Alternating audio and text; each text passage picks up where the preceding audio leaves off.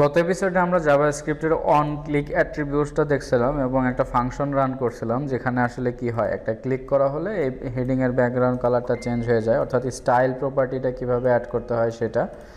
তো এই এপিসোডে আমরা দেখব যে কিভাবে স্টাইল প্রপার্টিতে আসলে কিভাবে, ধরেন ব্যাকগ্রাউন্ড কালার তো জাস্ট একটা প্রপার্টি আমরা ইউজ করতে পারছি এই জায়গায়, যদি আমরা আরও মাল্টিপল প্রপার্টিস ইউজ করতে চাই তো সেটা আসলে কিভাবে করব।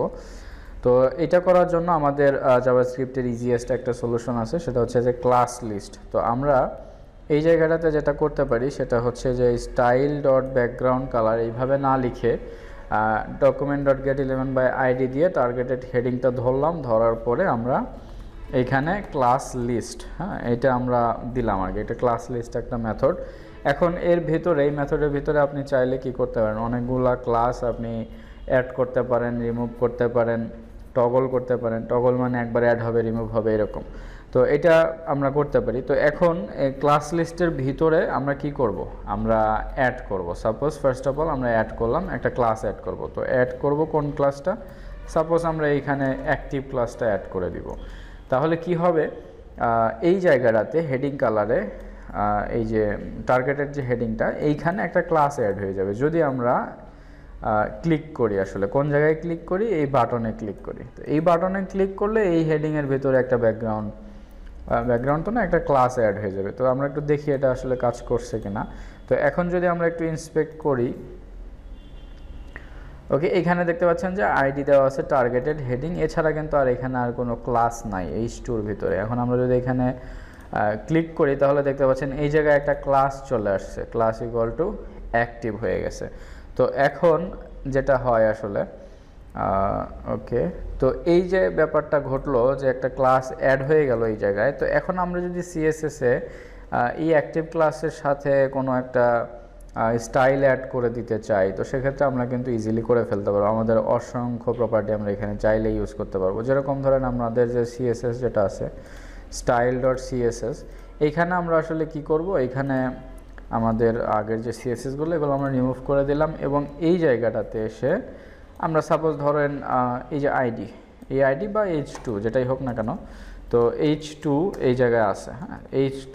এখন আমরা যেটা করতে পারি সেটা হচ্ছে যে H2 ডট অ্যাক্টিভ যদি দেই, এটার মানেটা হলো যে H2 এর সাথে যদি অ্যাক্টিভ ক্লাস কখনো থাকে তাহলে সেটা কি হবে, সেটার ব্যাকগ্রাউন্ড কালার, এটা কিন্তু সিএসএস, এটা কিন্তু জাভাস্ক্রিপ্ট না, এটা ব্যাকগ্রাউন্ড কালার হবে গ্রিন, এরপরে এটার কালার হয়ে যাবে হোয়াইট, এরপরে এটার প্যাডিং হয়ে যাবে মনে করেন উপরে নিচে 30 পিক্সেল, ডানে বামে 24 পিক্সেল।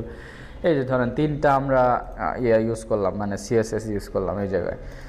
তো এখন এটা কিন্তু দেখেন অটোমেটিক এরকম হয়ে গেছে। এখন যদি আমরা রিলোড দেই এরকম আছে। এখন যদি আমরা এখানে ক্লিক করি, এই যে এখানে একটা ক্লাস চলে আসলো এবং এই ক্লাস আসার সাথে সাথে এই তিনটা সিএসএস আমাদের এই জায়গায় কাজ করা শুরু করছে। তো এখন এরপরে আমরা যদি H2 যেখানে ছিল, ধরেন H2 এখানে যদি আমরা ডিফল্টভাবে একটা ট্রানজিশন দিয়ে ফেলি 0.3 সেকেন্ড, তাহলে কি হয় দেখেন পার্থক্যটা আসলে আমরা যদি একটু বুঝি তাহলে দেখেন স্মুথলি কিন্তু জিনিসটা ফেড ইন হচ্ছে, মানে স্মুথলি পুরো ফাংশনটা কাজ করতেছে, মানে সবগুলো সিএসএস অ্যাড হচ্ছে। যদি আমি টাইমিংটা বাড়াই দিই তাহলে আরও ক্লিয়ারলি বোঝা যাবে। যদি 2 সেকেন্ড করি আমরা এই জায়গায়, তাহলে আমরা এইখানে ক্লিক করা হলে এই যে দেখেন 2 সেকেন্ড সময় নিয়ে সে এটাকে মোটামুটি যে সিএসএসগুলো ছিল সেগুলো সে এখানে কাজে লাগাইছে। তো এখন এই কনসেপ্টটা ইউজ করে কিন্তু আমরা চাইলেই অফ ক্যানভাস রিলেটেড যে সেকশনগুলো এগুলো কিন্তু আমরা করে ফেলতে পারি। কীরকম, ধরেন আপনার এখানে মোবাইল মেনু আছে, এখানে ক্লিক করা হলে রাইট সাইডে যে অফ ক্যানভাস বা মোবাইল মেনু বা যেটাই থাকুক না কেন সেটা কি হবে, সেটাতে একটা ক্লাস অ্যাড হয়ে যাবে এবং ওই ক্লাসে আপনি কি বলতেছেন সেটা লেফট থেকে 0 থাকুক বা যাই হোক, ফার্স্ট অফ অল প্রথম দিকে লেফট থেকে মাইনাস করে দিবেন, তারপরে ক্লিক করা হলে লেফট থেকে সে 0 হবে। তো এটা কিন্তু আমরা অফ ক্যানভাস দিয়ে অলরেডি দেখছি একবার, তো বুটস্ট্র্যাপ দিয়ে করে দেখছি। এবার আমরা এটা জাভাস্ক্রিপ্ট দিয়ে করে দেখব। এর আগে আমরা একটা জিনিস শিখি, সেটা হচ্ছে যে টগল আসলে ব্যাপারটা কি। তো টগল জিনিসটা হচ্ছে যে ধরেন ক্লাস লিস্ট একবার অ্যাড করলাম, তো আমরা চাইলেই কিন্তু ক্লাস লিস্ট রিমুভও করতে পারি। আচ্ছা, আমরা যদি এখানে রিমুভ ইউজ করি, class list dot remove active, তাহলে কি হবে, এখানে এই ফাংশনটা যখন রান করবে তখন এইটার ভিতর থেকে এই অ্যাক্টিভ ক্লাসটা রিমুভ হয়ে যাবে। এখন ব্যাপারটা হচ্ছে যে রিমুভ হয়ে যাবে, নাই তো ক্লাস এখানে, আপাতত ফার্স্ট টাইমে তো থাকেই না, তাহলে রিমুভ আর কি হবে। যেহেতু আমরা জাভাস্ক্রিপ্টের মধ্যে ক্লাস লিস্টে যে আমরা রিমুভ করে দিচ্ছি অ্যাক্টিভ ক্লাস, তো ফার্স্ট অফ অল প্রথম সময় তো আমাদের এই অ্যাক্টিভ ক্লাসটা রাখা লাগবে, ক্লাস ইকুয়াল টু অ্যাক্টিভ। যদি এটা থাকে প্রথম অবস্থায় এটা থাকবে এই যে অ্যাক্টিভ, এবং যখন আমরা এটাতে ক্লিক করব তখন ওই অ্যাক্টিভ ক্লাসটা চলে যাবে। তো ওই ক্লাসটা চলে যাওয়ার ফলে যে সিএসএসগুলা মানে লোড হওয়া বন্ধ হবে, সেই সিএসএসগুলা কিন্তু লোড হওয়ার জন্য ট্রানজিশন যে টাইমিংটা 2 সেকেন্ড সেই সময়টা সে নিবে। তো এখানে আমরা ট্রানজিশন টাইমিংটা আমরা নিজেদের ইচ্ছা মতো এটা দিতে পারি।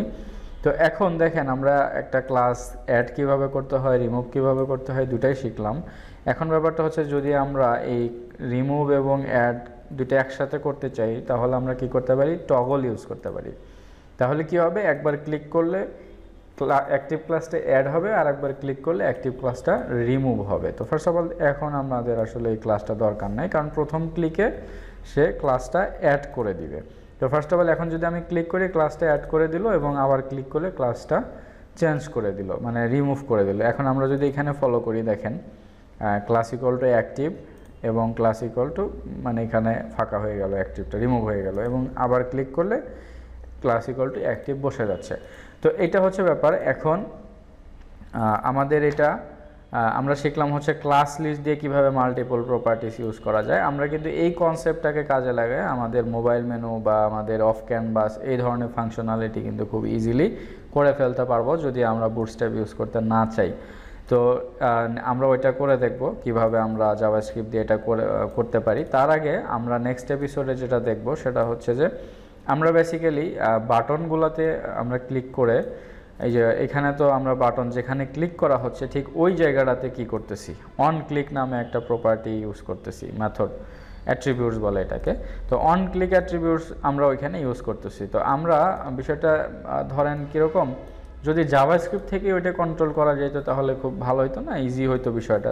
ধরেন আপনি কোথায় ক্লিক করলে কি ঘটবে সেটা আপনি এখানে HTML এর ভেতরে ওয়ান ক্লিক না দিয়ে সরাসরি জাভাস্ক্রিপ্ট থেকেই যদি মেনটেন করতে চান, যেরকমটা আমরা CSS এ করি, সাপোজ ধরেন আমরা যদি চাই H2-তে হোভার করা হলে কিছু একটা ঘটবে, আমরা কিন্তু সরাসরি H2-র এইখানেই হোভার লিখে কিছু একটা লিখে ফেলি। তো ঠিক এক্স্যাক্টলি ওইভাবে আমরা জাভাস্ক্রিপ্টেও করতে পারবো। আমরা যদি চাই কোনো একটা জায়গায় কিছু একটা ঘটবে, তো সেক্ষেত্রে আমরা ওই জায়গাগুলোতে অন ক্লিক মেথড ইউজ না করে সরাসরি জাভাস্ক্রিপ্টে কীভাবে মেনটেন করতে পারি সেই জিনিসটা আমরা নেক্সট